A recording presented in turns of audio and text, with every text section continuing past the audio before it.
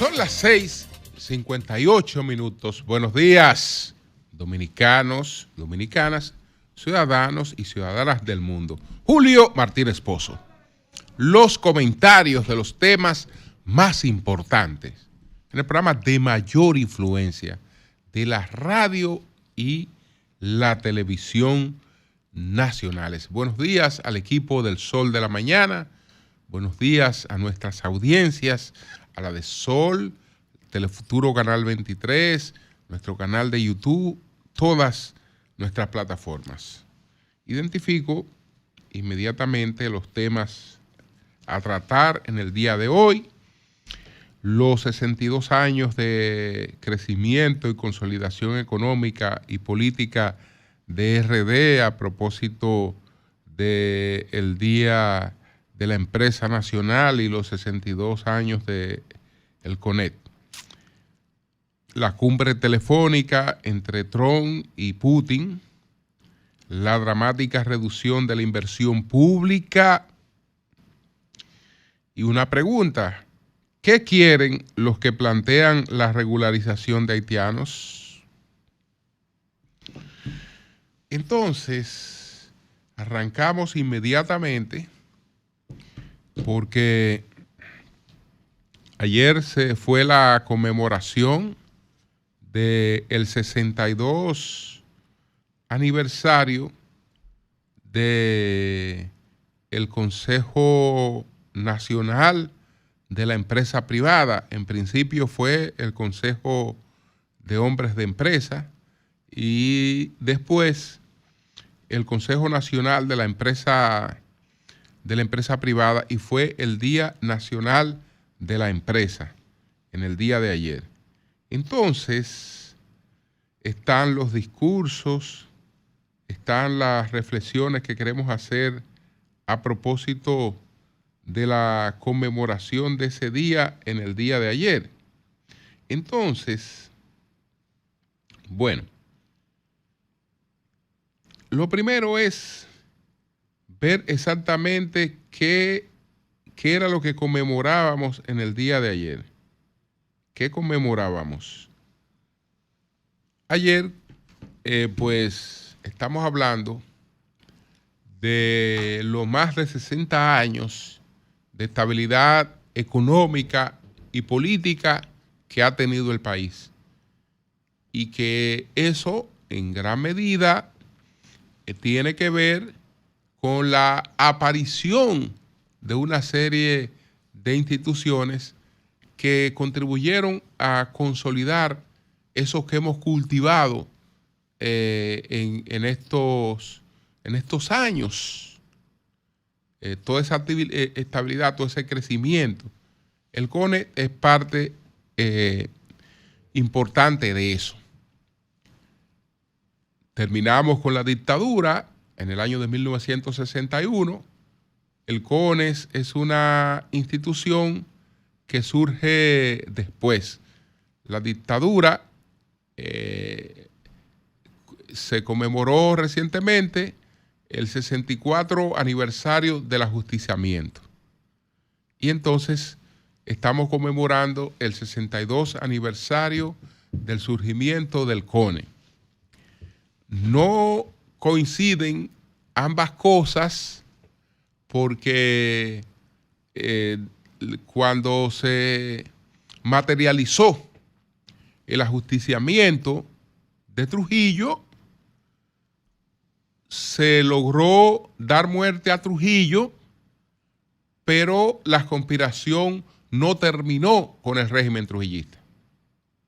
El régimen trujillista continuó prácticamente intacto durante un tiempo, y fueron los acontecimientos posteriores lo que permitieron dar paso a la transición. Y entre esos acontecimientos que permitieron dar paso a la transición, entonces se crearon las condiciones para otra cosa. Los años que vivimos a partir del ajusticiamiento, cómo recrearlo, cómo tener una idea de lo que ocurrió en el país, cuál fue el ambiente que vivimos inmediatamente después del ajusticiamiento del tirano. Bueno, hay varias formas de tratar de aproximarse, de conocerlo, desde el punto de vista de la gente, de la vida social. Me gusta mucho una obra que recrea esa etapa, que nos comunica directamente con las vivencias, es decir, qué sentía la gente, qué fue lo que nos pasó inmediatamente después de haber matado a Trujillo, cómo vivimos ese periodo antes incluso de que se creara el CONEC. Esa obra es una novela, se titula Solo cenizas hallará, de don Pedro Vergés. Solo cenizas hallará, bolero, de don Pedro Vergés. Es una recreación de lo que vivió el ambiente dominicano después de la muerte de Trujillo, hasta que llegamos a la celebración de las primeras elecciones democráticas. Pero no es una recreación política a partir de los principales actores, sino a partir de las vivencias de personajes no tan cotidianos, pero personajes al fin que no eran de primera línea. Muy bien recreada esa etapa. Decir que el desarrollo económico, empresarial, está datado a partir de la muerte de Trujillo es una falsedad. Justamente a Trujillo lo mataron y lo metieron en un baúl, como lo metieron, porque ya el régimen había dado paso al surgimiento de una burguesía. Y esa burguesía lo terminó colocando muerto en el baúl de un carro. Y desde luego esa burguesía tenía un proyecto de país y trató de aplicar el proyecto de país que tenía. Aparentemente, en lo inmediato, en todo lo que tuvo que ver con la trama, el plan tuvo tropiezos, porque no se ejecutó como se había concebido, pero no quiere decir que todo saliera mal y que las cosas después no se retomaran, porque habían objetivos que iban más allá de lo que tenían en la cabeza los hombres que fueron y le dieron muerte a Trujillo. Los 7 que fueron y le dieron muerte a Trujillo, que debieron ser 9, pero que fueron 7. Más allá de ello, habían otros planes y habían otras cosas. Entonces, sí, ya había una industrialización. Ya había un cierto desarrollo empresarial. Ese desarrollo empresarial lo propició la estabilidad que produjo la dictadura. Y ya llegó el momento en que la dictadura era un estorbo para que eso se siguiera ampliando. Y entonces ahí hubo la necesidad de concebir el plan político para salir de la dictadura, como se salió de la dictadura. Entonces, venimos a esta transición entre la dictadura y la democracia, que también fue una transición exitosa. Los dominicanos se nos ha enseñado mucho a vivir, digamos, pregonando las bondades de lo que pudo ser y no fue. Para nosotros lo mejor es lo que pudo ser y no fue, no lo que hemos vivido. Es decir, estamos hablando de un país que ha sido exitoso que ha tenido una transición exitosa, pero vivimos supuestamente avergonzados de lo que ha ocurrido con nosotros, porque lo mejor para nosotros fue lo que pudo haber sido y no fue. Pregúntele a cualquier dominicano con cierta ilustración cuáles fueron los mejores gobiernos que ha tenido este país. Ah, claro, se los responden inmediatamente. Le van a decir, mira, Francisco Gregorio Villini, Ulises Payá y Don Juan. Los tres distinguidos caballeros que aparecen en la lista no gobernaron. Ninguno pasó de 7 meses. No lograron establecer nada que en términos de Estado fuera, digamos, duradero y que se conservara independientemente del legado moral que transmitieron. Pero si estamos hablando de ejecución, de políticas de Estado, etcétera, no. Ah, pero esos son los mejores. Le pregunta a cualquier dominicano con cierta ilustración, ¿cuál es la mejor constitución que hemos tenido? Ah, pues le van a levantar la mano seguido. La de Moca. ¿Y dónde diablos se ejecutó esa constitución? A la de Juan Bosch, ¿dónde se ejecutó? Es decir, el mejor zapato es el que yo no me he puesto. El mejor traje es el que yo nunca me puse. No. El mejor zapato es el que yo no me apeo. La mejor camisa mía no fue la que me pudo haber quedado bien y yo nunca me la pongo, no, la que me pongo todos los días. Esa es la mejor camisa mía, la que yo me pongo todos los días, la que no me apeo, la que uso, con la que he echado para adelante. Esa es la mejor. Esa es la mejor. Entonces, tenemos una etapa que está marcada, que ha sido una etapa de crecimiento continuo, que tiene sus deudas con la estabilidad política. Esa estabilidad política tiene un actor y tiene un conductor esencial. Se llama Joaquín Balaguer. La estabilidad económica. Bueno, ha habido una clase empresarial con interés de desarrollar su país. Y esa clase empresarial no solo creó empresas, sino que ha desarrollado instituciones para velar por la estabilidad de ese país. Y una de esas instituciones fue la que celebró en el día de ayer su 62 aniversario. Entonces, fruto de eso, nosotros que éramos un país que vivíamos con una fijación en otros países.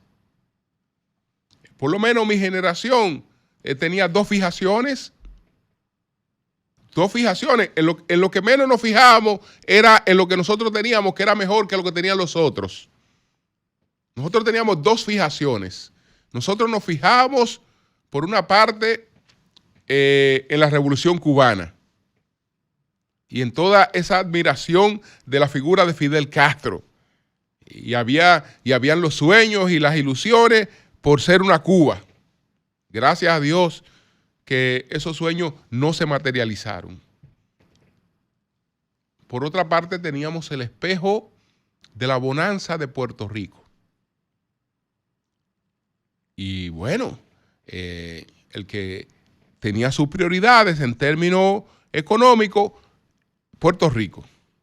Ni Cuba ni Puerto Rico hoy ilusionan al dominicano. Y nadie discute que República Dominicana, usted junta hoy a Cuba y a los dos juntos lo puede colocar. A los dos juntos lo puede colocar. Y la economía dominicana está por encima de los dos juntos, que eran dos modelos. Entonces, eso se debe a lo que ha ocurrido con nosotros en este tiempo. Entonces, si las cosas se miden por resultados, yo creo que nosotros tenemos ahí un resultado importante que destacar. En los dos discursos, porque ayer habló hubo dos discursos en esta actividad, el discurso de Celso Juan Marrancini, el presidente del CONE, y el discurso del director ejecutivo del CONE.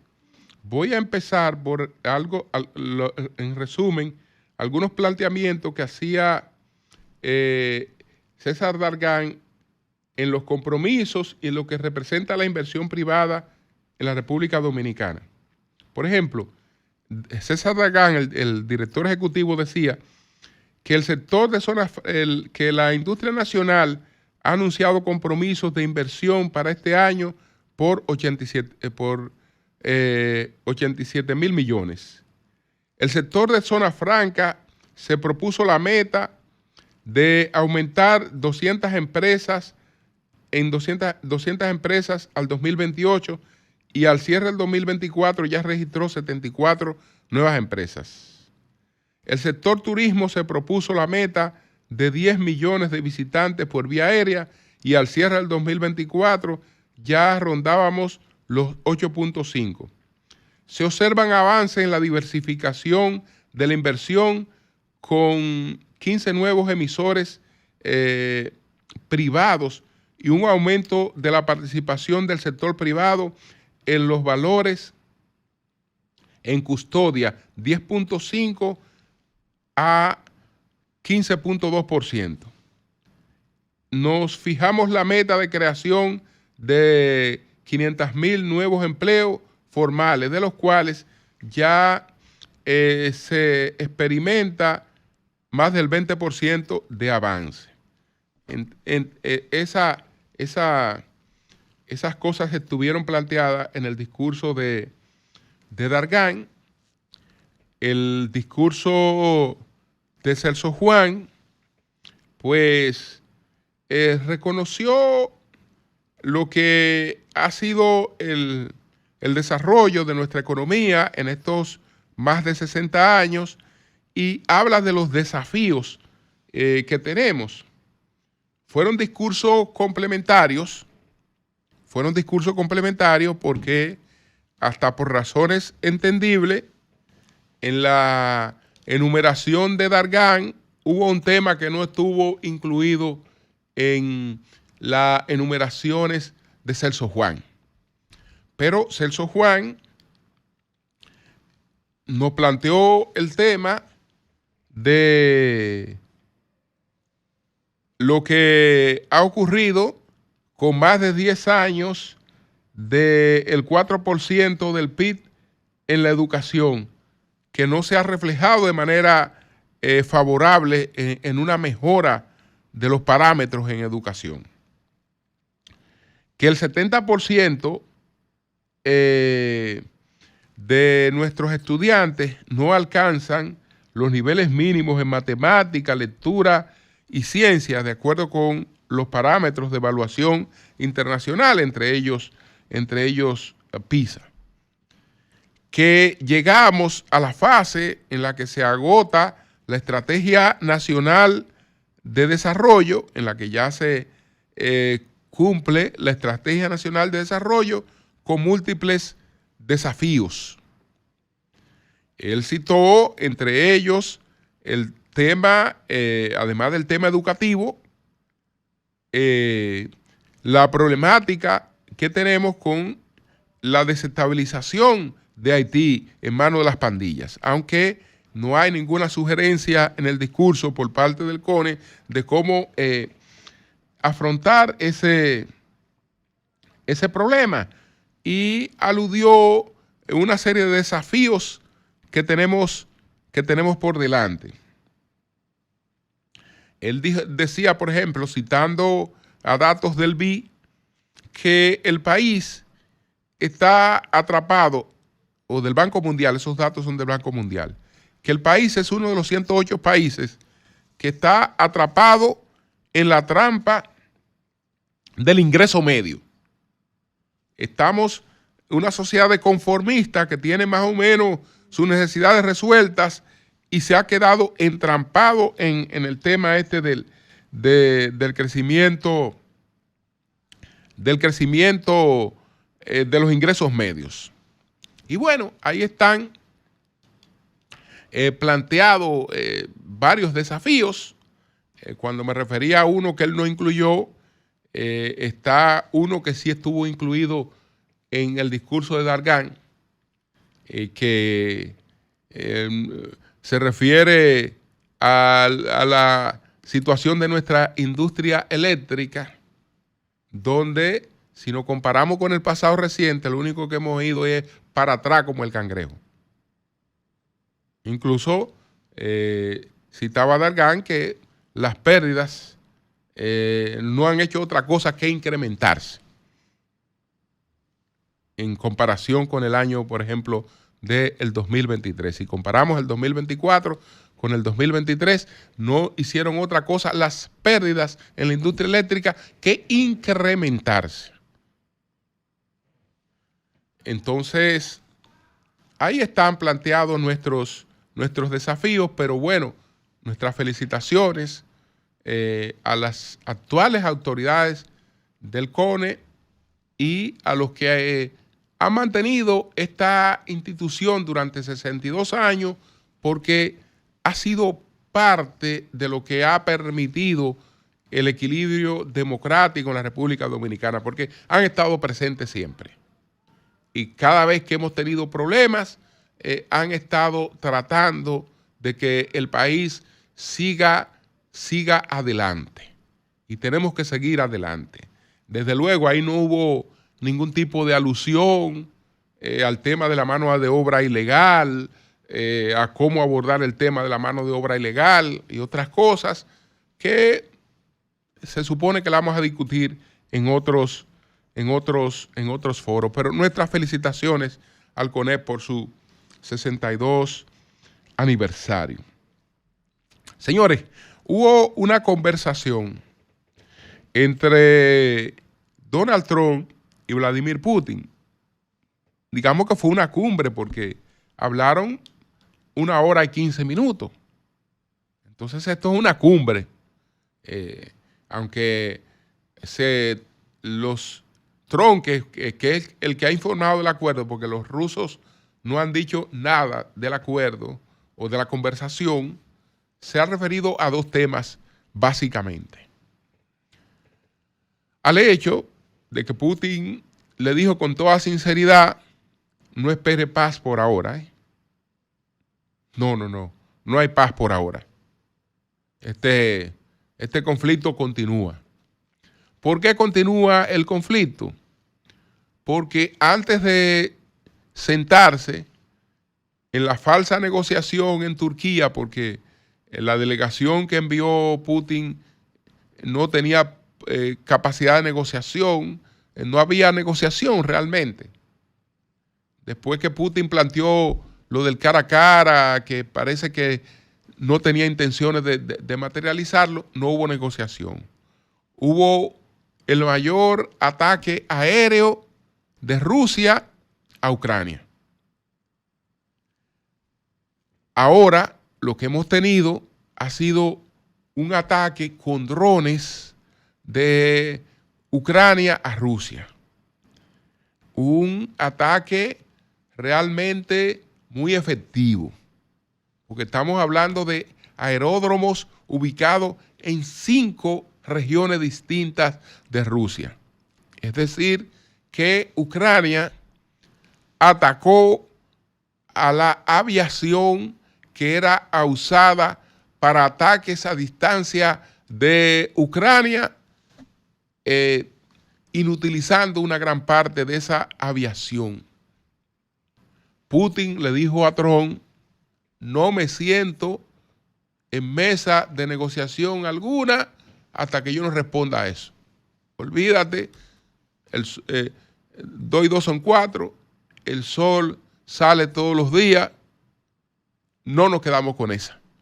Cuando respondamos esa, vamos a hablar alguna vez de negociación. Es decir, Putin le planteó a Trump claramente, no, hasta que yo no me vengue de eso que me hicieron, no hay negociación, no hay acuerdo. Entonces le dijo, mira, no tengo posibilidad de acuerdo. Y Trump dijo, no hay posibilidad de acuerdo ahora por esto. Vamos a esperar cuál es la respuesta que va a dar Rusia a ese ataque que recibió recientemente. El otro tema que trataron, porque ya sabemos que no hay paz en Ucrania por ahora, ni mesa de negociación. El otro tema en el que Putin se comprometió a colaborar con Trump es con el tema de Irán, de detener el enriquecimiento de uranio de Irán, para que Irán no llegue a materializar un armamento nuclear. Y Putin le dijo, no, ahí yo me comprometo, ahí voy a colaborar contigo. Cuenta conmigo en eso. Sí, Putin, Ucrania no puede tener un armamento nuclear. Sí, cuenta conmigo en eso, que no puede tener un armamento nuclear Irán. Yo no sé cómo ellos pueden controlar eso, porque Irán, lo que sabemos desde hace tiempo, es que ha estado trabajando en el enriquecimiento del uranio. Vamos a poner este símil. Dios le enseñó a los humanos, a través de la ciencia, que enriquecer el uranio era ampliamente beneficioso. Porque el uranio, tal y como lo da la naturaleza, no tiene utilidad. No tiene utilidad porque un 99.3% es uranio 238 y apenas un 0.7% es uranio 235. Entonces, si este componente de uranio 235 se enriquece, pero mira, ahí hay energía nuclear limpia y hay mucha contribución al desarrollo científico, porque el uranio enriquecido mínimamente es una maravilla.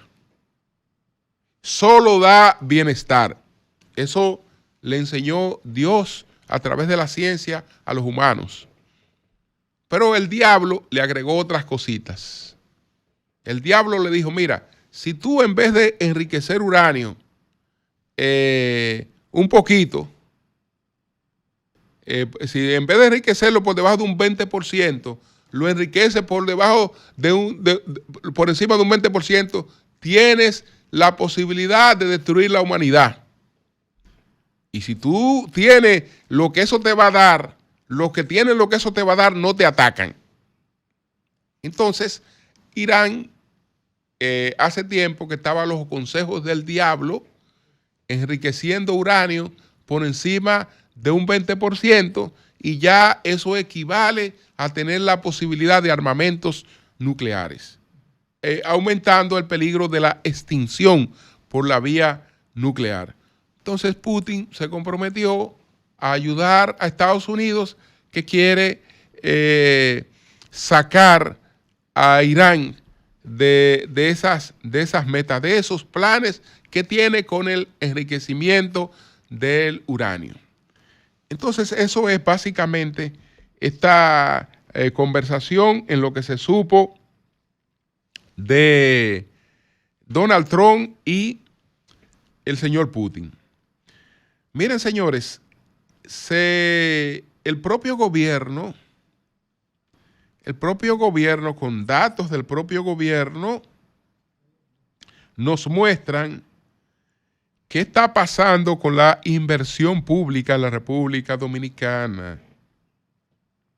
Los proyectos de inversión pública aprobados en República Dominicana en el primer trimestre descendieron en un 83.89% respecto a similar periodo 2024. ¿Quién informa eso? ¿La oposición? No. El Ministerio de Economía, Planificación y Desarrollo. Es decir, nosotros teníamos 283 proyectos con un nivel de opinión de inversión pública bajo. En el 2023 habían 283 proyectos. En el 24, 47. Pero vaya a ver cuáles son esos proyectos. Son canchitas, son cositas que significan para las comunidades, pero que no son proyectos de inversión pública importante. Importante. En definitiva, esto que ha planteado Magín Díaz de manera reiterada, el propio gobierno lo afirma, que la inversión pública está en el piso. Sin eso, a usted le pueden hablar de discurso de desarrollo, le pueden hablar de que estamos trabajando en mejoría de la gente, que estamos haciendo esto, que estamos haciendo aquello. Mire, sin inversión pública lo único que hay es atraso y miseria y clientelismo. Y clientelismo, no hay desarrollo. No hay desarrollo.